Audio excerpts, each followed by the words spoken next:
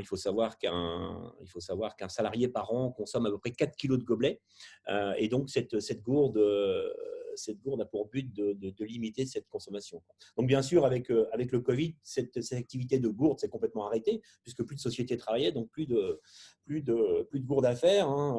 Et donc, on s'est dit comment on peut faire pour pallier à ça. Et on a vu sur les réseaux qu'on avait un voisin, là, Anthony Sediki, qui avait lancé un groupe de makers pour fabriquer des masques, des visières pour le personnel soignant.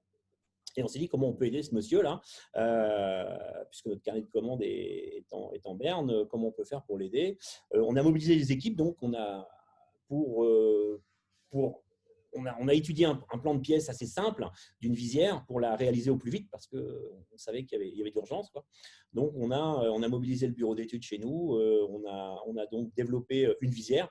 On a fait un moule en un temps record. Moi, les équipes m'ont dit « Mais attends, t'es à moitié fou, là. Un moule en une semaine, ça ne va pas, on ne pourra pas. » J'ai dit, on va faire, ne vous inquiétez pas, on va faire.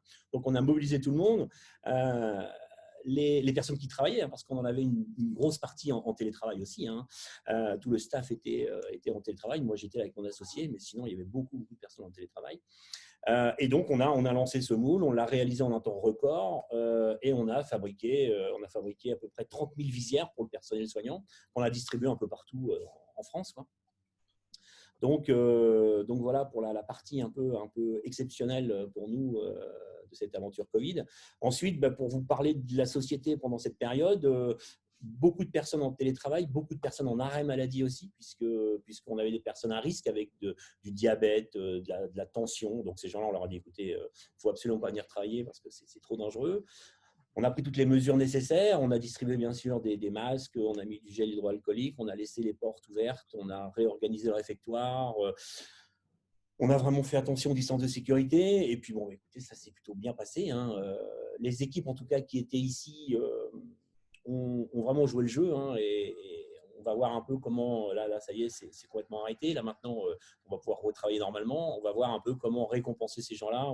On a des petites idées, mais comment récompenser ce personnel qui est venu travailler avec la peur au ventre, parce que c'est vrai que tout le monde avait vraiment peur de ce virus, quoi. Concernant votre expérience sur le télétravail, vous disiez à nos collègues que vous n'étiez pas au début très, très favorable pour mettre en place du télétravail dans votre entreprise. Comment vous l'avez vécu finalement et comment ça s'est passé? Comment vous avez gardé le contact avec vos équipes? Alors, on a gardé contact, bien sûr, avec les équipes en faisant des Zooms, en faisant des points téléphoniques. Ensuite, ça s'est plutôt bien passé quand même. Plutôt bien passé. Il y en a il a fallu recadrer quelques salariés parce qu'ils pensaient que les gens qui étaient sur place, on était les secrétaires de tout le monde, là. Donc, on leur a dit non, ça ne va pas marcher comme ça, les copains, là. Il va falloir quand même. Ils sont venus une demi-journée par semaine pour faire leur popote, je dirais, entre guillemets, c'est-à-dire leur carton, les choses qu'ils avaient à faire au sein de l'entreprise. Mais plus globalement, ça s'est plutôt bien passé. Et on pense qu'on va poursuivre le télétravail avec certaines personnes un laps de temps dans la semaine, quoi, parce que on a mis en place bien sûr des bureaux à distance avec les personnes qui peuvent se connecter à distance. Donc aujourd'hui, je dirais qu'on va pouvoir des gens de bureau d'études, on va pouvoir une fois par semaine, je pense, les laisser à la maison pour la peine qu'ils prennent des risques sur la route et qu'ils se fatiguent sur la route, alors qu'ils peuvent très très bien bosser de chez eux, quoi.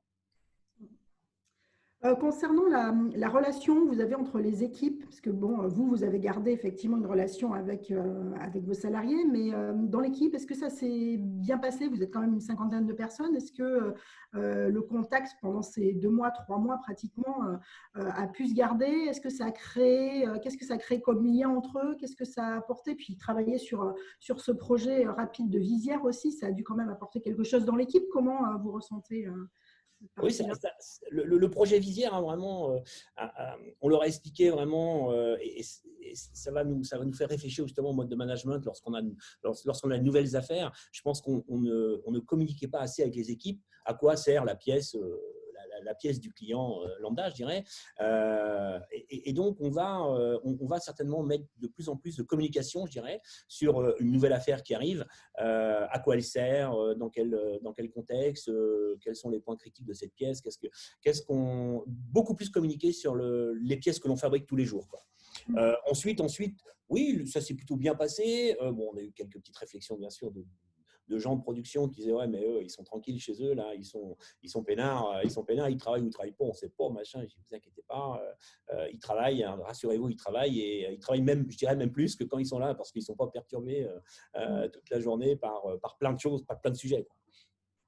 Donc ça s'est plutôt bien passé, ouais. C'est toujours pareil, il a fallu parler, il a fallu discuter, voilà, quoi. Mais globalement, ça s'est bien passé. Okay. Quelqu'un a des questions? Est-ce que vous avez des questions à poser à Monsieur Anger? Ou avez-vous des… Je ne sais pas si tout le monde a le micro, donc c'est un peu compliqué. Monsieur Alias, vous avez une précision à demander?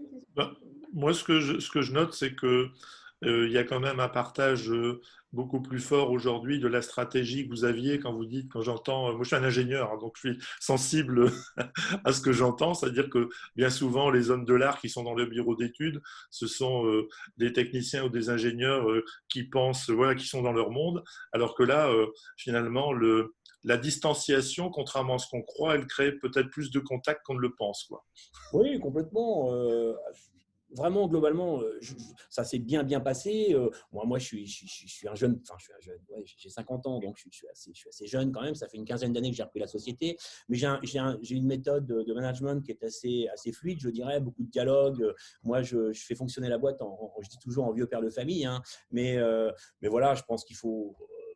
Il y a des points durs de temps en temps, mais il faut discuter avec les personnes, il faut les accompagner, c'est permanent, quoi. Alors qu'ils soient à la maison en train de travailler ou ici, je dirais que c'est pareil, quoi. Un coup de fil pour lui dire alors comment ça va, t'as pas trop de soucis, machin. Je dirais que c'est pareil. Il y a pas la proximité physique, mais c'est tout, hein.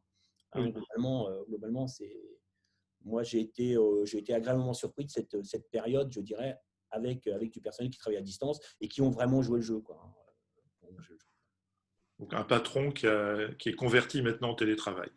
Exactement. On va mettre une presse injectée chez chaque régleur dans leur garage, et puis comme ça, on va… Ah, oui, non, mais il y a peut-être des idées sur les impressions 3D délocalisées. Ah, ça va quand même être compliqué, ça, hein. Je pense que… Vous qui cherchez de la place tout le temps pour vous agrandir, c'est une solution. Ah, exactement, c'est clair. Mais on va quand même agrandir, je pense. Ça va être… Oui, c'est ce que j'ai compris. Oui. Et on est bien heureux de vous garder sur le territoire. On va peut-être passer la parole à Michel Sasportas d'ANEM, qui va aussi vous présenter sa société en quelques minutes, et puis on lui posera ensuite quelques questions. Michel? Bonjour à tous. Merci Myriam pour cette réunion. Juste deux mots, hein, donc deux mots sur Daneb. Donc c'est une société qui a été créée en 96, hein, donc on a fêté 24 ans la semaine dernière. Voilà, donc on est aujourd'hui 25 personnes et on est spécialisé dans tout ce qui est édition de logiciels, hein, donc éditeur de logiciels spécialisé dans tout ce qui est mobilité. Bon, aujourd'hui les vendeurs, les techniciens de maintenance, les livreurs, puisque ça c'est une activité dont on va parler tout à l'heure. Tout ce qui est livraison, donc traçabilité un petit peu de tout ce qui est livraison. Voilà, donc c'est 25 personnes, c'est pratiquement la même équipe depuis le début, ça c'est important. On va le voir aussi pourquoi aussi pour le télétravail. Voilà, donc ça c'est un petit peu l'activité. On a plus de 300 clients aujourd'hui installés et ce qui représente à peu près 15 000 utilisateurs sur le terrain de nos solutions. Bon, pour traverser la crise, on a dû faire deux choses, hein. D'abord, capitaliser sur nos clients, puisque certains clients, en tout cas tous les nouveaux clients, se sont arrêtés, évidemment. Donc, on a capitalisé un petit peu sur notre socle, ceux qui continuent à travailler, notamment les livreurs, hein. Ça, c'est une grosse activité chez nous. Donc, on s'est un petit peu recentré sur ces gens-là qui continuent à travailler, puisqu'il fallait aussi, nous, continuer à travailler. Et puis, on a inversé un petit peu tout ce qui est mode de communication. On a fait plutôt des appels entrants pour ceux qui avaient besoin de nos solutions et non pas nous aller les chercher, parce que ça c'était beaucoup plus compliqué, puisque Quand les sociétés sont arrêtées ou leur activité a diminué, c'est beaucoup plus compliqué d'aller les chercher. Donc, en inversant le fait de dire, voilà ce qu'on fait, venez vers nous, là, ça a été beaucoup plus simple puisque ça a ouvert des portes sur des sociétés qu'on ne connaissait pas. Et puis, en même temps, on a dû changer de mode économique. On a rabaissé les prix à un abonnement et non plus à de la vente, ce qui fait qu'effectivement, c'était plus accessible, notamment pour des clients qui voulaient se mettre dans le monde de la mobilité mais qui n'en avaient pas la possibilité. Donc, ça nous a permis un petit peu, finalement, l'un dans l'autre, d'avantager certains métiers par rapport à d'autres qui étaient en arrêt. On a changé un petit peu ces modes-là qui nous a permis un peu aujourd'hui de traverser cette crise. Donc, ça, c'est bien. Alors, évidemment, le sujet aujourd'hui, c'est le télétravail. Moi, je ne suis pas trop favorable au télétravail, en tout cas à moitié. Je suis encore à moitié partagé. Pourquoi ? Il y a des avantages. Il y a beaucoup d'avantages, mais il y a des inconvénients aussi. Les avantages, là, je pense que tout à l'heure, le témoignage de David, c'était aussi quand on a beaucoup de personnes, notamment des gens qui vont chercher les clients, il y a des déplacements. Donc ça a évité évidemment beaucoup de déplacements, ça c'est important. Donc, les déplacements, ce n'est pas toujours évident. Ça permet aussi un télétravail, donc avec des outils comme Zoom ou comme Teams, d'avoir des réunions instantanées. D'avoir tout le monde, même si c'est à plusieurs endroits, de les avoir au moment où c'est à 10 heures, tout le monde est là à 10 heures. Donc ça, alors que pour une réunion habituelle, on attend l'un, on attend l'autre, voilà, il est au téléphone. Là, c'est 10 heures, c'est 10 heures. Puis finalement, vis-à-vis des clients, ceux qui n'étaient pas habitués aux outils se sont habitués, ce qui fait que, vu qu'il n'y avait plus de déplacement, il y avait des démonstrations à distance. Et ça, c'est pratique parce que les clients se sont mis aussi aux outils de communication. Donc, faire des démos à distance, c'était quand même beaucoup plus facile, alors qu'habituellement, les clients aiment bien qu'on aille les voir, qu'on leur montre un peu nos outils et puis qu'on puisse en discuter. Finalement, les mentalités ont un petit peu changé et les clients se sont habitués aux outils. Alors nous, c'est intéressant pour nous parce que nos logiciels sortent de nos frontières. Hein. Je travaille beaucoup avec l'Afrique du Nord, l'Afrique noire, dans les DOM. Et donc, finalement, les outils, comme les clients se sont habitués, c'était quand même plus facile pour faire ces démonstrations-là. Voilà. Après, ici, pour les questions sanitaires, on a fait des équipes tournantes, puisque même pendant la crise, il y avait certaines personnes qui ont, elles, travaillé, notamment le support, puisque les gens sont sur le terrain, quand ils ont besoin de support, ils appellent ici. Donc, les gens étaient obligés d'être là, puisqu'il y a aussi une partie SAV. Quand des gens cassent des machines, il faut les récupérer, etc., etc. Donc, il y avait quelques personnes qui étaient là en permanence, des autres en télétravail, notamment dans l'édition de logiciels. Ça ne change pas grand-chose entre ceux qui sont là et ceux qui sont chez eux. Finalement, au niveau des développeurs, ça ne changeait pas grand-chose. Et voilà. Donc aujourd'hui, on continue effectivement avec des équipes tournantes en alternance pour avoir un minimum de sécurité. Alors, quand j'ai dit que je n'étais pas trop favorable, à moitié en fait, en tout cas, ce n'était pas du tout avant le confinement, j'ai un petit peu changé à moitié, on va dire, de position, quand bien même. Socialement, ce n'est pas du tout ça. Aujourd'hui, moi, j'ai l'habitude de prendre le café le matin avec mes collègues, notamment pour tout ce qui est R&D, recherche et développement, remonter des témoignages clients pour savoir un petit peu qu'est-ce qu'on va développer, qu'est-ce qu'on va mettre dans notre roadmap. Et finalement, ça, c'est cassé. Parce que appeler pour savoir quels besoins ont les clients et qu'est-ce qu'on va faire demain, on va attendre que le déconfinement soit là pour en parler. Déjà, il y a une perte d'imagination au niveau de notre métier lui-même. Socialement, c'est quand même plus sympa d'aller voir les collègues et non pas par téléphone. Là, je suis un petit peu à l'opposé de David, de dire moi, je les appelle pour savoir comment ça va. Non, moi, j'ai l'habitude, effectivement, mon père de famille, parce que moi, j'ai créé cette société, j'étais tout seul. Socialement, c'est important d'aller voir les gens, de savoir un peu comment ça se passe, parce qu'il y a des problèmes, effectivement, dans la boîte, des clients. Il y a des fois des problèmes personnels. Ça, ils ne vont pas vous le raconter au téléphone, ça, c'est sûr. Alors que j'ai l'habitude de discuter avec mes gars, mes salariés, ça fait partie aussi de cette qualité, je dirais, d'abord, j'ai la même équipe depuis 25 ans, c'est pas rien. C'est parce que je connais parfaitement tout le monde, on discute de tout et de rien. Quand on dit mon père de famille, ça reste la deuxième famille au travail. C'est important de pouvoir discuter avec les gens de connaître leurs problèmes aussi, même personnels parfois, mais aussi de savoir un petit peu les problèmes qu'ils ont rencontrés avec les clients de manière à les défendre parfaitement. Un exemple, dernièrement, j'ai eu un client qui m'a harcelé au téléphone en me disant « Ouais, je ne suis pas content, etc. » Bon, ok, très bien. Donc, moi, j'ai été voir les gars, je leur ai dit « Qu'est-ce qui se passe, etc. » Ils ont passé une après-midi à savoir ce qui se passait. En fait, le client n'avait pas branché son ordinateur et donc la session était arrêtée. Quand les gars m'ont dit ça, bon, évidemment, j'ai appelé le client. J'ai dit « Attendez, moi, j'ai mis le feu ici. » Devant eux, hein, devant mes gars. Je leur ai dit « Moi, j'ai mis le feu. Maintenant, vous allez vous excuser auprès d'eux. » Il leur a présenté les excuses, les plates excuses.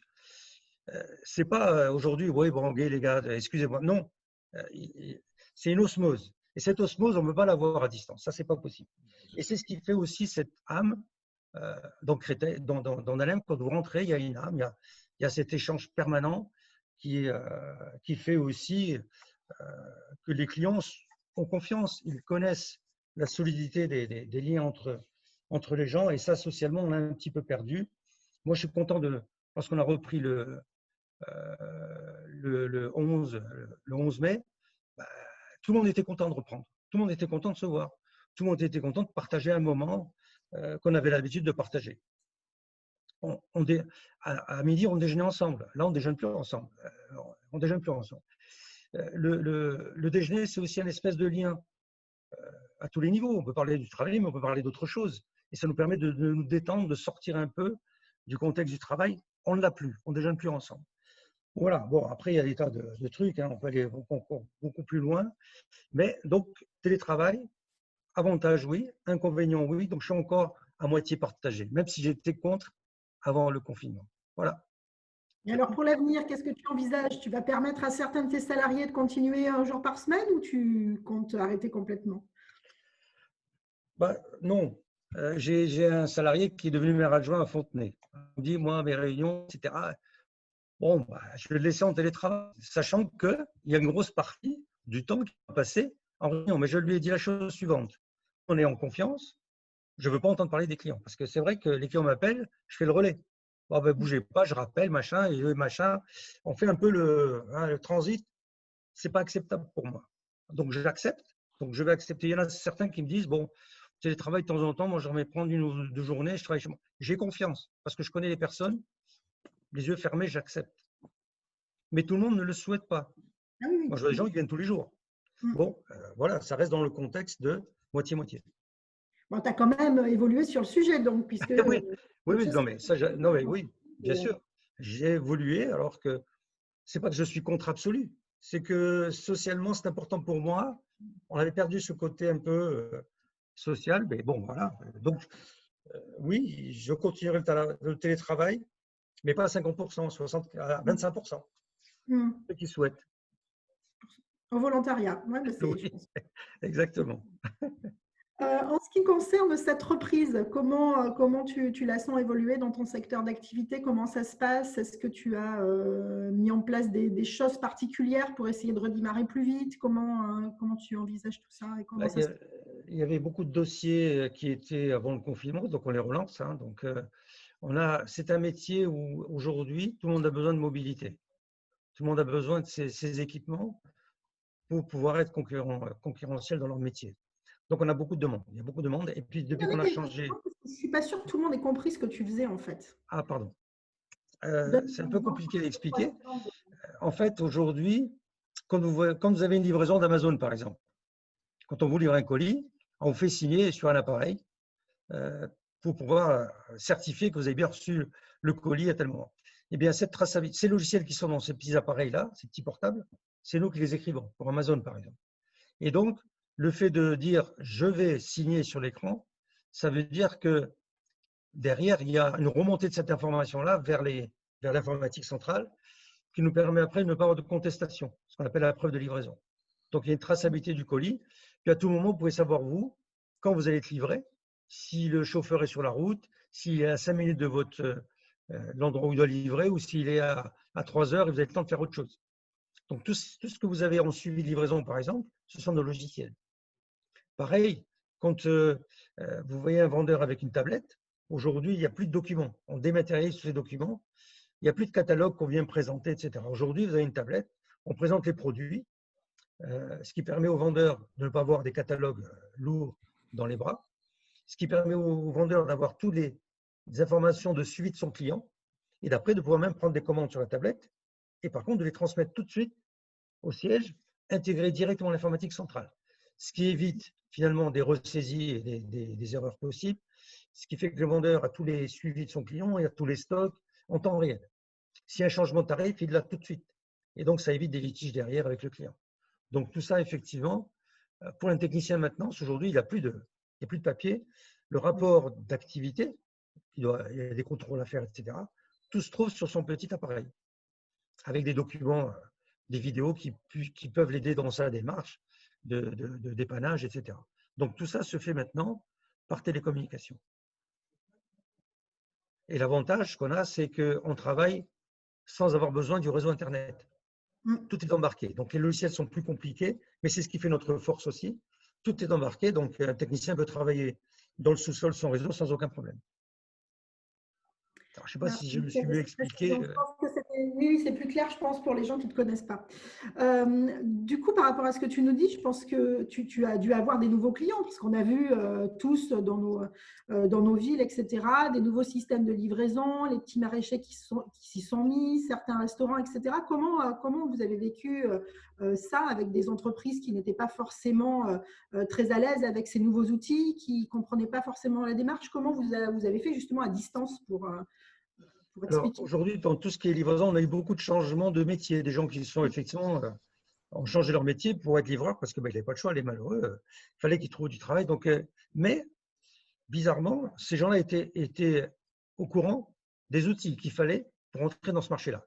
Donc, et ils savent que sans outils, ils ne peuvent pas entrer dans ce marché. Ils ne peuvent pas concurrencer Amazon ou autre en livraison tant qu'ils n'ont pas un outil parce que les clients exigent d'avoir une information en temps réel. Donc, finalement, avant de s'adresser à nous, ils savent qu'on peut leur fournir cet outil à des prix extrêmement raisonnables puisqu'on a changé notre mode économique. Et donc, ça a eu une accélération dans ce métier-là. Il y a eu beaucoup de demandes, énormément de demandes dans tout ce qui est mode de livraison. Alors, livraison dans tout, fruits et légumes, colis, courrier, enfin, tout type de livraison. Et puis, il y a d'autres métiers qui ont finalement aussi, sont dans le médical notamment, ont un petit peu, eux ont conservé finalement un petit peu leur activité, plus ou moins, mais enfin bon, ils ont quand même fonctionné. Des gens dans l'alimentaire, eux, ont tous fonctionné, puisqu'on travaille beaucoup dans l'agroalimentaire. Des gens qui fournissent la grande distribution, puisqu'on a un logiciel de suivi des référencements, etc. Dans la grande distribution, eux ont bien fonctionné, voire même plus fonctionné que prévu. On a un client dans colis privé qui, eux, ont jamais aussi bien travaillé, plus qu'à Noël. Donc, c'est quand même incroyable. Bon, donc ces gens-là, finalement, il y en a beaucoup qui sont venus chez nous en disant, bah, écoutez, moi, il me faut un outil pour travailler, sinon, je peux pas travailler. Donc, ça, on a eu beaucoup de demandes et donc, on a équipé pendant le confinement, on a équipé des gens, donc on a signé des choses. Et là, aujourd'hui, ça redémarre, non pas au rythme qu'on avait avant le confinement, c'est clair. Petit à petit, ça commence les gens commencent, quand on les rappelle, dire ah oui, effectivement, je dois reprendre. Et donc, ils se remettent petit à petit dans l'activité. Et donc, on va repartir. Alors, on n'est pas à 100% de notre rythme habituel, mais ça commence à bouger maintenant. Merci Michel. Est-ce qu'il y a des questions?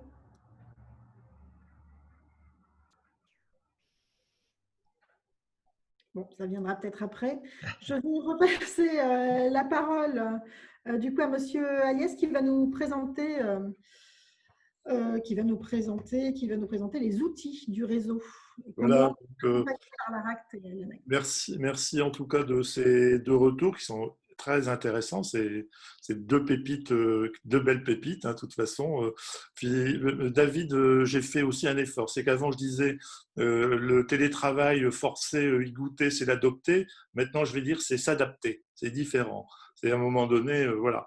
Alors, je vais rebondir justement sur quelques… Alors, il y a une enquête qui a été faite par le réseau sur justement le télétravail. Hein. Vous vous connecterez sur le site, on vous donnera le lien, tout avec le PowerPoint qui sera envoyé à tout le monde. Hein. Tous ceux qui ont répondu le recevront. On l'a entendu hein, d'ailleurs. Hein.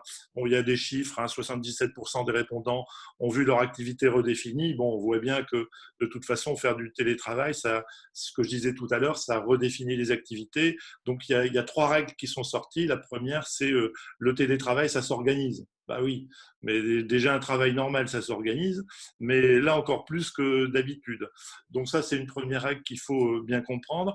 J'aurais tendance à dire aussi, ben, le télétravail, ça s'apprend. Ça s'apprend avec les outillages techniques. Alors là, on a deux entreprises qui sont techniques, donc il n'y a pas de souci. Ce n'est pas le cas de toutes les entreprises qui ont dû faire des efforts justement pour s'approprier des outils. Et encore, quand on se les approprie, il y a un temps d'appropriation. Alors, on voit que de toute façon, vous voyez, David, 88% des répondants souhaiteraient que le télétravail continue. Alors, vous avez raison, c'est le dosage, après c'est un bon dosage. Hein. Là, on a goûté un cocktail forcé, maintenant on a envie de l'avoir à notre goût. Donc il faut certainement le doser en fonction de son organisation passée, en fonction de ses pratiques et puis en fonction de ce que l'on veut faire demain. Et vous l'avez tous les deux dit, le télétravail, ça s'anime. Alors avec des postures parfois un petit peu différentes. Hein. Moi, j'entends bien que le corridor management, le management implicite que l'on a le matin quand on arrive autour du café ou le midi, c'est clair que ça a une valeur en or. On l'a tous vécu. Moi, je l'ai vécu aussi. Il y a des choses qu'on se dit et on ne s'en rend pas compte, mais ça oriente finalement certaines décisions ou orientations du travail.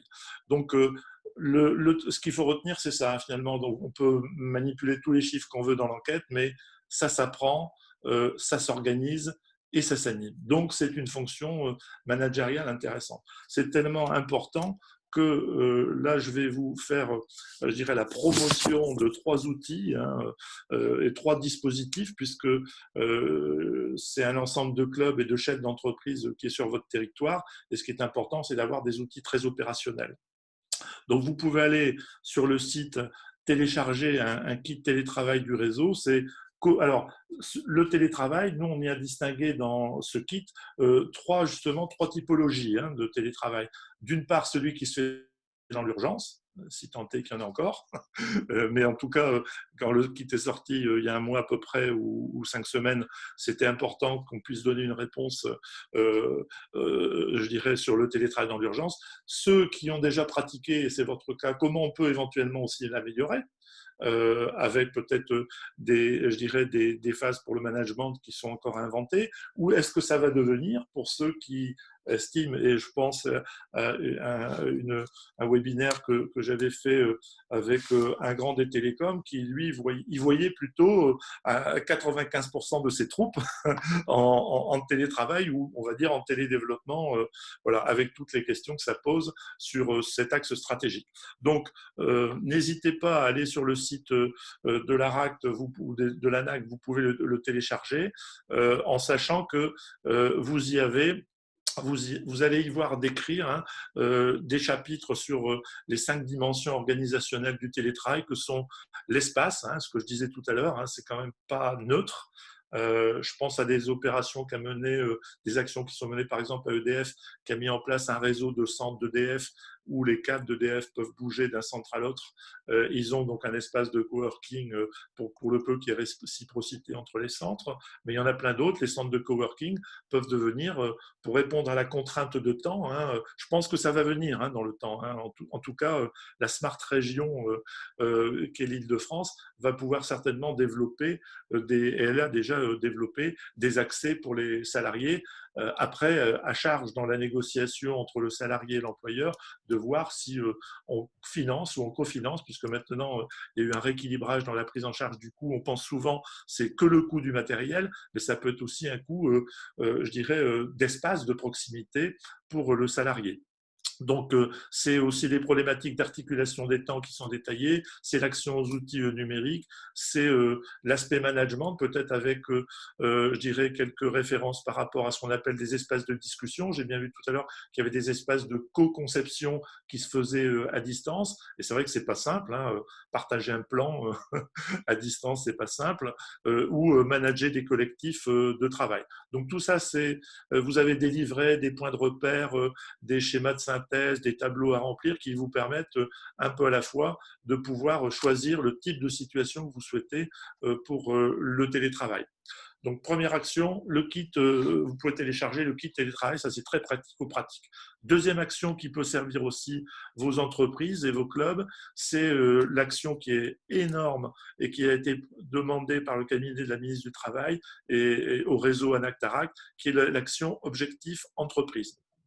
L'objectif, c'est après le déconfinement, ben, on y est. C'est comment réorganiser votre activité parce que on a reçu à peu près aujourd'hui, depuis que c'est lancé, depuis 3 semaines, un mois peut-être maintenant, mais la première semaine, c'était une période d'essai, on va dire à peu près au niveau national, je veux dire 7000 questionnaires qui ont été remplis par des PME et à peu près, en tout cas en Île-de-France, il y avait à peu près 50% des entreprises qui avaient quand même une activité interrompue à 100%. Hein. Donc, ils vont devoir réorganiser cette activité, éventuellement structurer la prévention en réintégrant le risque épidémique, puisqu'on a bien entendu hier, voilà, tout n'est pas terminé. Améliorer les relations de travail, adapter, comme je le disais, sur le télétravail, qui est un petit peu emblématique de ce que l'on va vivre, des nouveaux modes de management.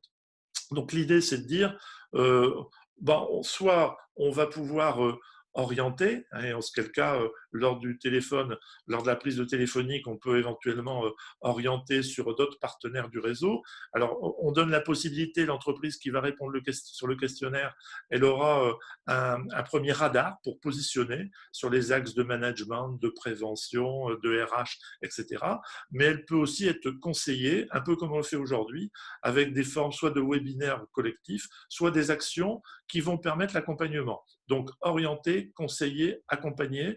Et c'est une action qui est aujourd'hui copilotée en région par la Directe, donc par l'État et par l'ARACT Île-de-France. Donc, je dirais, n'hésitez pas à aller sur le site. Vous avez, de toute façon, je crois vous l'avoir mis juste, vous avez, je crois, alors j'essaye de, tiens, bon, ça va, ah voilà. Soit pour des entreprises de moins de 11 salariés, vous aurez accès à des accompagnements collectifs qui sont offerts. La SQVT était une des actions qui est menée, voire des connexions avec d'autres partenaires. Je pense en particulier, pour citer la CRAMIF, qui a mis en place des dispositifs financiers d'accompagnement pour ceux qui n'auraient pas encore été au courant, mais je ne doute pas que vous avez dû passer l'information. Ou ensuite, pour les entreprises de 11 à 250, ce qui est le cas des 2 entreprises de ce matin, pouvoir avoir un conseil, avoir un appui flash, un appui approfondi en fonction de ce qui a été identifié, en sachant que pour, on va dire, mi-juillet, ce dispositif va être également suppléé par des cabinets conseils qui seront financés donc par l'objectif reprise et qui coûteront rien à l'entreprise qui va pouvoir accéder à ce dispositif. Donc, si vous avez envie d'avoir un regard neuf sur votre entreprise, là on voit bien, il y a eu des continuations d'activités, il y a une reprise d'activité, comment finalement rephaser peut-être un petit peu l'entreprise en termes de management. C'est une occasion puisque les thèmes qui seront traités par les cabinets ou par nous-mêmes sont des thèmes d'organisation du travail, de management, de dialogue social, voire rebondir sur votre retour d'expérience qui a été vécu. Voilà. Donc cet accompagnement pouvant se faire là à titre individuel ou lors d'un accompagnement collectif, c'est-à-dire un web échange où on aurait, vous voyez ce qu'on vient d'entendre, par exemple 2 entreprises, là c'est souvent plutôt 5-6 entreprises qu'on met autour de table et on va se nourrir de l'expérience d'Elon animée par un consultant ou par un chargé de mission du réseau Anactaract. Donc ça, c'est la deuxième action. L'action, donc le dispositif dit objectif reprise, Et vous en avez une troisième, et là je m'adresse plutôt à GPSEA comme établissement public territorial ou comme structure d'animation territoriale, qui est le FAC, le Fonds pour l'amélioration des conditions de travail, qui est géré par le réseau ANAC-TARAC et qui vient de lancer un appel à projet, accompagner la reprise dans les TPE dans un contexte de pandémie, et qui doit permettre à vos entreprises un collectif de TPE pour sécuriser la reprise. Alors, ça peut être des entreprises du même territoire, ce qui est le cas pour vous. Diffuser des outils, des méthodes pour les TPE, PME, ça peut être un transfert qui est effectué, je dirais, par des cabinets conseils, puisque vous allez faire appel à un cabinet conseil qui sera pris en charge quasiment à 80%, je dirais, alors avec une limitation. Là, il faudra regarder dans le détail. Outils et accompagner les acteurs du dialogue social. Si vous avez une action de qualité de vie territoriale, on en trouve de plus en plus. Moi, je pense que la qualité de vie, elle va devenir de plus en plus territoriale et partagée. Alors, vous qui êtes sur des problématiques de RSE, vous allez rejoindre également ce type d'action. Ça peut être une idée d'avoir un pacte collectif sur une RSE dans le cadre de la reprise d'activité, ou contribuer à un retour d'expérience sur les modalités de gestion de la crise. Voilà. Donc, simplement pour dire, hein, le réseau aujourd'hui a mis en place 3 dispositifs. Vous avez un kit, vous avez un dispositif qui est le dispositif objectif reprise, et vous avez un outil qui est le FACT, qui peut vous aider à accompagner ce retour d'activité ou cette continuation d'activité. Voilà. Merci beaucoup. Est-ce qu'il y a des questions dans le public? N'hésitez pas à nous poser des questions. Alors, j'ai déjà une question, alors qui est un petit peu en dehors du sujet, mais peut-être que quelqu'un va pouvoir vous répondre, ou une entreprise ou un de nos animateurs, pour voir un peu comment ils font. J'ai une question d'Habib qui nous dit: comment rassurer les clients sensibles quant à l'arrivée d'une possible seconde vague? Est-ce que vous avez eu ce type de questions et qu'est-ce que vous répondez? Comment peut-on aider Habib là-dessus? Michel, tu as une idée? Tu as eu ce type de questions, par exemple, dans ton entreprise? Honnêtement, non. Non, parce que autant effectivement avant, qu'on l'avait expliqué tout à l'heure, notre présentateur, les gens étaient dans la crainte. Mais ils ont appris finalement à vivre avec ce virus. Bon, heureusement, on n'a pas été très atteint chez nous. Donc, c'est vrai qu'ils avaient une crainte. Ils l'ont vécu. Puis, en fait, maintenant, on voit que finalement, on se rapproche de plus en plus. Et cette crainte a quand même diminué je dirais, d'amplitude nettement. Et on le voit d'ailleurs. Hein, on voit on ne s'embrasse pas encore, on ne se serre pas la main, mais on n'en est pas loin. Tout le monde aimerait, mais je crois que on est. Et puis une deuxième vague, on en discute. Comment peut-elle arriver aujourd'hui, avec, sachant que le masque protège à 85% aujourd'hui de la maladie, on a les gestes barrières, on a du gel, chose qu'on n'avait pas avant le confinement. Et donc les choses ont changé, on se sent plus protégé, on fait plus attention en vivant avec ce virus. Donc non, non d'ailleurs, parce que je vois plus de monde au bureau, c'est la preuve que non, je crois pas. En tout cas, on en parle sans aucune crainte. Merci Michel. Est-ce qu'il y a d'autres questions parmi le public? N'hésitez pas à brancher vos micros et à poser vos questions en direct, ou mettez-les sur le chat. Et oui, je rebondis sur ce qui vient d'être dit. Je pense que ce qui est intéressant, c'est, vous avez raison, là, on a passé l'étape de la protection physique. Alors, il faut la continuer, il faut la densifier, il y a toujours à améliorer. Hein. Et je pense à la mise à jour du document unique, qui peut être un moyen aussi de partager, y compris avec le client. D'ailleurs, hein, puisque ces documents uniques, c'est pas simplement, c'est la responsabilité de l'employeur pour les salariés, mais aussi des salariés au contact des clients. Mais il pourrait y avoir une réflexion sur la protection de la relation commerciale. C'est-à-dire qu'à un moment donné, cette relation commerciale, elle existe, elle est dans un cadre qui est quand même assez atypique, on va dire, et ça veut dire qu'il y a là encore une qualité de cette relation commerciale qui est à travailler avec le client, contrairement à cette espèce de rapport classique, on va dire, que l'on avait en tant que client et fournisseur. Merci. D'autres questions? N'hésitez pas, que ce soit sur le télétravail, le management à distance, des questions particulières à l'ARACT. Ils sont un peu timides. Bon. Alors, il semblerait qu'il n'y ait pas de questions. Du coup, je vais laisser la parole. Ah, alors attendez. Peut-être, si je peux me permettre, au début, donc, l'ARACT a parlé des conditions de travail dans l'entreprise. Est-ce qu'on peut avoir quelques précisions là-dessus? Qu'est-ce que fait l'ARACT effectivement pour ces conditions de travail? Alors, bon, il y a beaucoup de choses qui sont faites aujourd'hui sur les conditions de travail. Ça pose la question, qu'est-ce qu'on entend par conditions de travail? Et on voit bien que si on veut alors, il y a la question de ce qu'on appelle chez nous de la prévention primaire. C'est pour ça que j'ai été rapidement sur la réglementaire, mais c'est au moins dans un premier temps faire en sorte que cette prévention, elle existe et qu'elle puisse. Alors là, elle débouche, bien sûr, c'est des choses très pratico-pratiques qui sont les gestes barrières, le masque, etc. Mais on voit bien que les conditions de travail vont au-delà, je dirais, de ces gestes barrières. C'est aussi tout ce qui va avoir trait, puisque notre fil rouge, notre fil directeur, c'est l'organisation du travail. Donc, ça veut dire que l'organisation du travail, elle impacte de fait sur les conditions de ce travail.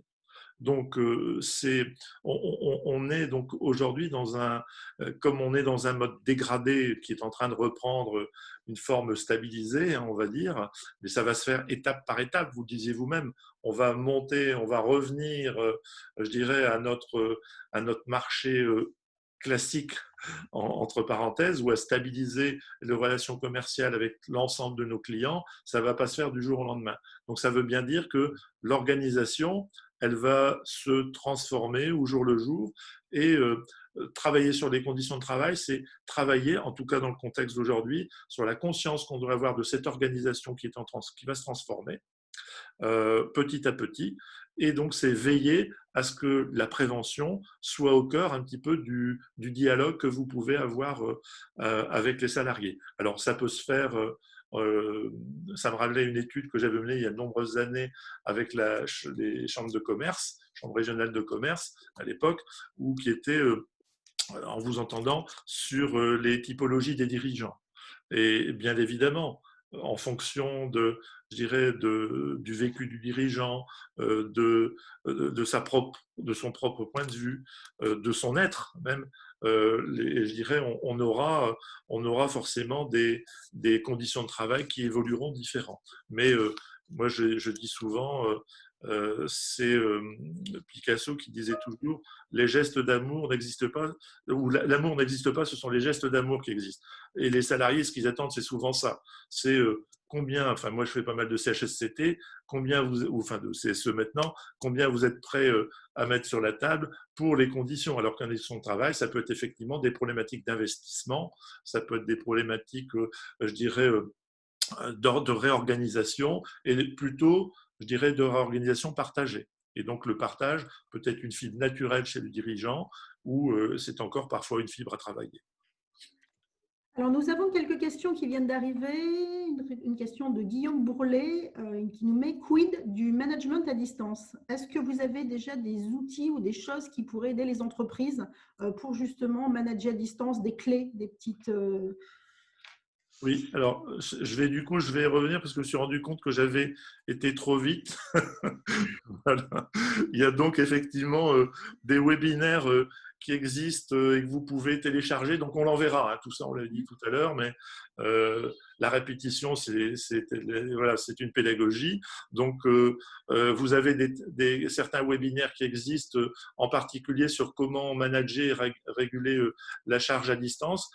Et je voulais insister tout à l'heure, et je l'ai zappé, sur, en entendant ce que disaient les deux dirigeants, il y a un ensemble d'outils qui existent dans le réseau, en particulier sur ce qu'on appelle la mise en place des espaces de discussion.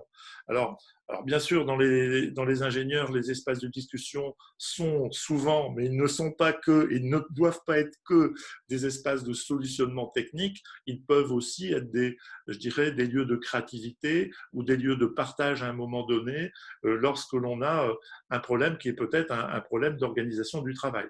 Donc voilà, donc ces espaces de discussion, les analyses typologiques de ces espaces existent dans ces guides. Et puis après, il y a toute la façon dont on va pouvoir les mettre en place. Souvent, alors je pense que l'occasion en ce moment, elle est unique parce que, comme je disais, c'est atypique de vivre ce que l'on vit et c'est peut-être ce moment de partage en équipe ou par sous-groupe sur des thèmes qui peuvent être choisis. Ça peut être l'occasion aussi, alors nous, il y a des outils qui existent, hein. Par exemple, il y a un outil qu'on appelle l'outil GPS, qui bien souvent est un outil, c'est un kit très rapide, je dirais d'une trentaine de questions, et sur ces 30 questions, vous définissez quasiment quelques pistes d'action ou de réflexion à mener au sein de l'entreprise. Ça vous donne en gros, alors certaines le prennent après pour en faire un baromètre, hein.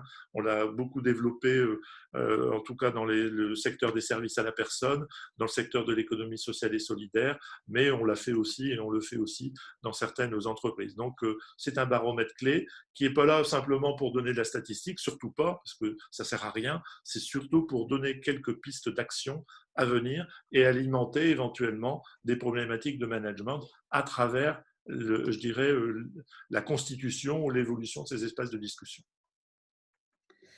Une deuxième question de Thierry. Peut-on obliger un collaborateur à télétravailler?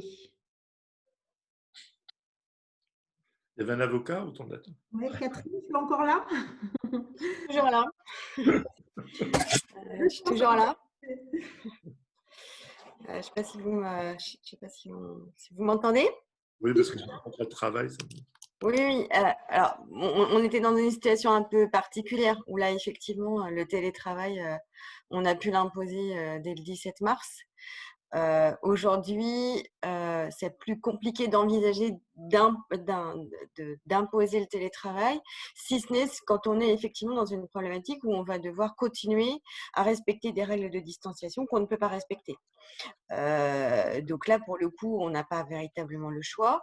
En revanche, là où il faut être extrêmement vigilant, c'est que tout le monde n'est pas équipé pour faire du télétravail et que là, il faut envisager d'autres solutions en proposant, alors c'est du coworking, c'est des espaces de travail dédiés, ça peut être de l'échange de locaux, hein, c'est-à-dire voilà, j'ai un salarié qui peut aller travailler dans une entreprise qui est proche de son domicile, avec laquelle je vais avoir nous un partenariat, puisqu'il y aura un bureau qui est mis à sa disposition. À partir du moment où on est dans les respects des règles de sécurité, qui est une obligation pour l'employeur, une obligation de résultat. Même si ce terme d'obligation de résultat est peut-être voilà, toujours à nuancer parce que les notions évoluent. Et en tout état de cause, oui, là, on peut imposer effectivement, peut-être pas une notion de télétravail, mais imposer le fait que le salarié ne vienne pas travailler dans l'entreprise. À partir du moment où on est dans ces règles de sécurité, il n'y a pas de difficulté pour effectivement fixer une règle qui est temporaire, probablement, mais qui effectivement doit être imposée. La question qui va être plus délicate, moi je le dis depuis le début, il y a des salariés, on l'a vu, qui prennent goût au télétravail. Puis il y a des employeurs qui prennent goût aussi parce que ça fait des économies de mètres carrés. Ça fait des économies de frais de déplacement, ça simplifie un certain nombre de relations. Et là, effectivement, ça devient plus compliqué parce que sur des nouveaux salariés, aller dès le départ dire voilà, il y aura une partie de votre travail qui est fait en entreprise et une partie en télétravail parce qu'on fait des roulements sur les bureaux, parce qu'on fait une grande réunion le lundi, le vendredi ou je ne sais quoi, la réunion de café là, de Michel, la réunion corridor de Michel. Mais le reste du temps, ou en tout cas 2 ou 3 jours par semaine, voilà, on le fait en télétravail. Ça, effectivement, c'est des modalités qui ne sont pas convenir dès le départ. Quand c'est des salariés qui sont déjà en poste, effectivement, il va y avoir de la négociation et ça va être, pour imposer, va être un petit peu plus délicat. Je pense qu'il y a vraiment effectivement des choses à voir et à trouver un équilibre. Il ne faut pas oublier que dans les règles relatives au télétravail, on doit s'assurer que le salarié garde un lien avec l'entreprise, un lien avec ses collègues, que l'obligation de sécurité, elle porte aussi sur un terme qui est très très à la mode. C'est pas inscrit comme ça dans le texte, mais elle porte aussi sur la santé mentale. C'est-à-dire qu'effectivement, un travailleur qui va être finalement isolé, tout seul devant sa petite machine, il va forcément être plus en difficulté. On a une obligation de vérification aussi des temps de travail. Nous, on l'a vécu, on le vit encore au sein de notre cabinet. Notre assistante a fait du télétravail, elle continue encore à faire un télétravail. On est obligé de se fâcher parce qu'elle était tellement active qu'à 19h, elle était encore devant sa machine et puis elle oubliait de déjeuner. Donc voilà, on peut avoir ce type de comportement. Et là, il y a une véritable obligation de l'employeur d'être vigilant là-dessus. Voilà. Tout à fait. Alors, oui, pardon. C'est bon? Oui. En écho donc à ce qui vient d'être dit, dans le kit télétravail, vous avez accès à une centaine d'accords de chartes et donc disponibles qui peuvent être des points de repère qui viennent de Légifrance, évidemment, c'est peut-être un lien sur Légifrance d'ailleurs, et qui peuvent vous permettre, je dirais, à la lumière de vos pratiques, là, c'est peut-être le premier espace de discussion à mettre en place d'ailleurs. Je rebondis sur ce que disait Mme Chapelier en disant voilà un bel espace de discussion à partager sur les pratiques que l'on a eues, sur ce qui peut être amélioré et en nourrissant avec votre management, je dirais, de chartes qui existent et qui peuvent être des points de repère pour demain sur un accord temps de travail qui va forcément évoluer. Il y a des Les choses ont été faites dans l'urgence. Maintenant, il faut les poser tranquillement, en fait. Ouais. C'est ça. Exactement. Catherine, pour compléter, il y a quand même des obligations réglementaires, des conventions avec le salarié, des choses à faire légales. Oui, alors, il faut toujours regarder d'abord sa convention collective. Il y a peu de conventions collectives qui ont prévu des dispositions sur le télétravail ou sur le travail. Télétravail est un terme qui existe dans très peu de conventions collectives, hein. Mais sur le travail à distance, au tout début, monsieur parlait de la différence entre le télétravail, le travail à domicile, etc., etc.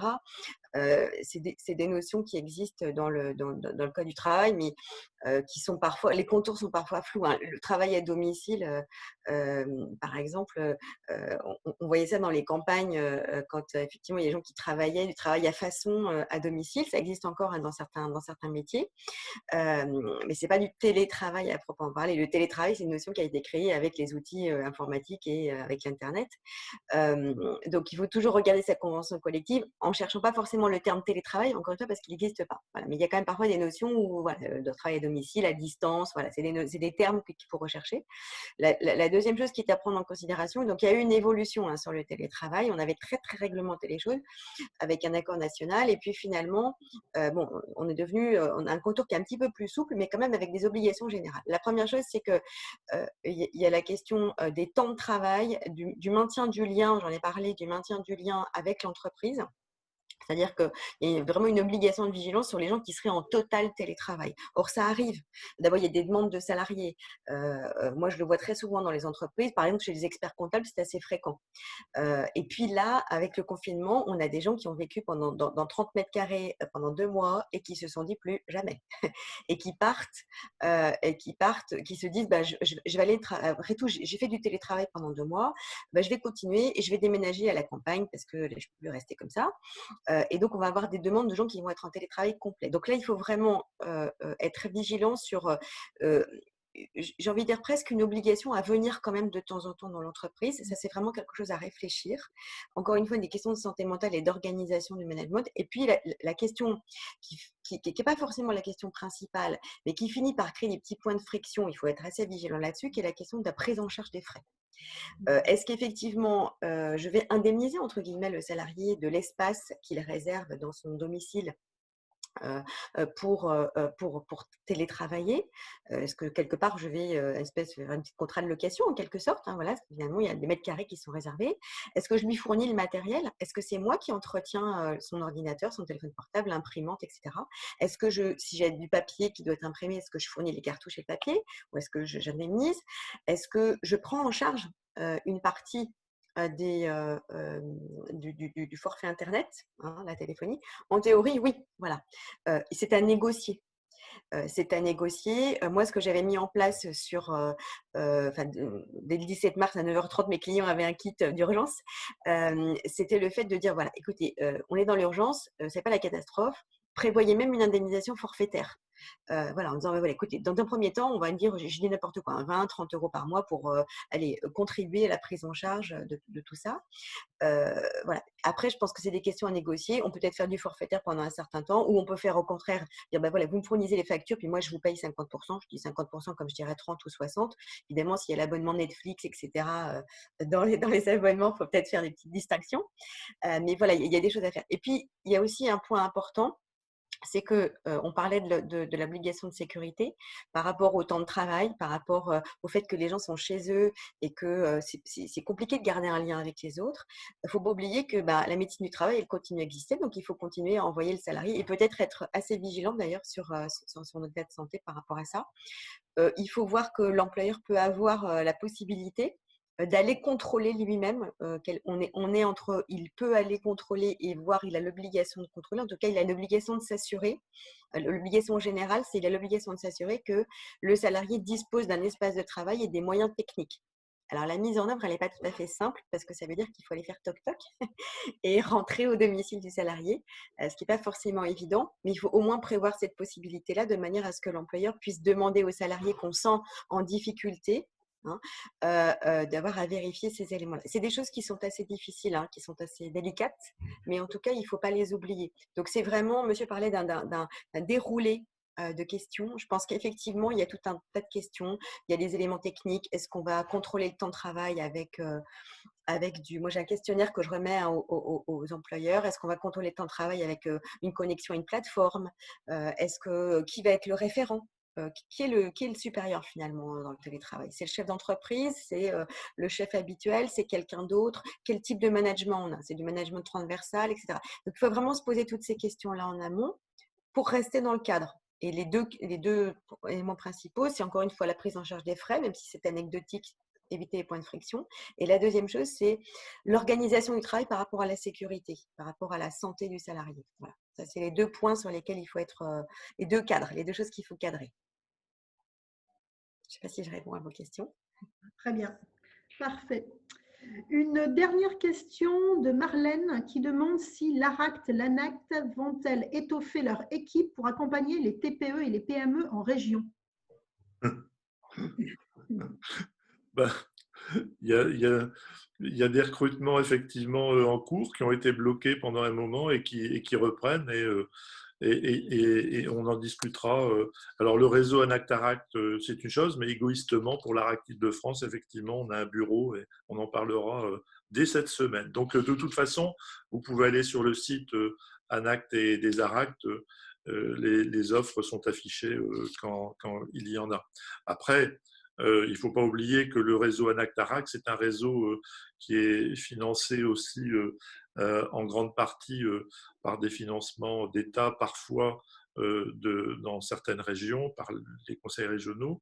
Donc, on est aussi tributaire, je dirais, de la volonté des financeurs à vouloir accélérer tel axe ou tel autre. Merci. Un petit mot pour conclure de David Robert.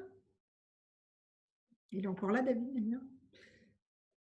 Une bonne question. Oui, David? Je suis encore là, oui, merci. Écoutez, en conclusion, d'abord, remerciements à l'ensemble des animateurs et notamment aux entreprises qui ont témoigné. Ça nous laisse finalement, ça passe un message assez optimiste de la capacité des dirigeants de TPE, PME à rebondir et à s'organiser. Ça renvoie aussi, Christian l'a évoqué tout à l'heure, à la responsabilité sociale des entreprises. À ce titre, au sein du CECAP, nous avons donc développé un label entrepreneur RSE qui aujourd'hui a permis de labelliser un peu plus d'une vingtaine de nos adhérents dans une démarche qui valorise finalement les démarches volontaires de dirigeants d'entreprise sur les thématiques qui regroupe des dimensions environnementales, humaines, sociales, managériales et bien sûr qui intègre la gouvernance de l'entreprise. Ce qu'on constate à travers notamment la RSE, c'est que c'est une démarche volontaire, inclusive, équitable, mais il y a autant de façons de faire de la RSE qu'il y a d'ADN d'entreprise et d'entrepreneurs. Néanmoins, le lien aujourd'hui de la RSE, entre la RSE et la qualité de vie au travail est devenu évident. La notion de qualité de vie au travail et de démarche sociale et responsable sont aujourd'hui complètement intégrées dans les entreprises. C'est un enjeu majeur lié à la RSE, lié au bien-être des collaborateurs, qui est l'objectif principal dans cette démarche. Aujourd'hui, on valorise beaucoup nos entreprises partenaires sur ces sujets. Et c'est important de tirer parti en effet de l'ensemble de ces témoignages pour permettre en effet à nos dirigeants d'avoir des outils et des méthodes. Et là, on renvoie aussi, je me permets de renvoyer également à l'ensemble des outils qu'a présenté Christian, les outils du réseau et de l'ANACT et de la RACT, qui sont particulièrement pragmatiques sur ces sujets et qui sont une aide précieuse pour les dirigeants de TPE-PME. Merci. Y a-t-il d'autres remarques, d'autres questions? Ou est-ce que l'on conclut? Christian, vous voulez dire un petit mot? Merci en tout cas aux contributions et aux entreprises effectivement d'avoir été présents, puis d'avoir pris cette initiative de pouvoir démarrer finalement la semaine qualité de vie au travail avec vous, avec GPSEA et le club d'entreprise. Donc je milite pour qu'on puisse refaire ça une autre fois. Avec grand plaisir. Merci à tous. Je vous propose de conclure et n'hésitez pas si vous avez des questions à revenir donc soit vers la RACT, soit vers nous en tant que GPSEA ou le CCAP pour toutes vos questions et vos demandes de kits, etc. De toute façon, tout va vous être envoyé lorsque vous êtes inscrit. Vous nous avez donné vos mails, donc vous allez recevoir toutes les présentations qui ont été faites et puis les intervenants. S'il manque des contacts, n'hésitez pas à revenir vers nous. Merci à tous. Je vous souhaite une bonne journée, une bonne semaine et on se retrouvera peut-être sur d'autres webinaires organisés par la RAC aujourd'hui et puis on verra ce qu'on peut faire pour la suite. Bonne journée à tous. Merci. Au revoir. Au revoir.